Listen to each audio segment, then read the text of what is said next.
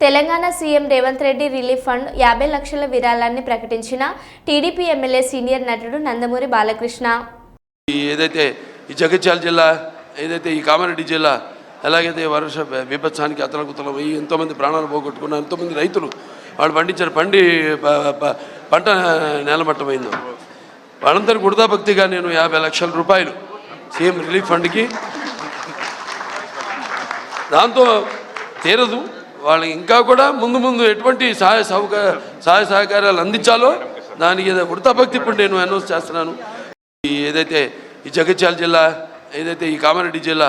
ఎలాగైతే వర్ష విపత్సానికి అతలకుతలం అయ్యి ఎంతోమంది ప్రాణాలు పోగొట్టుకున్న ఎంతోమంది రైతులు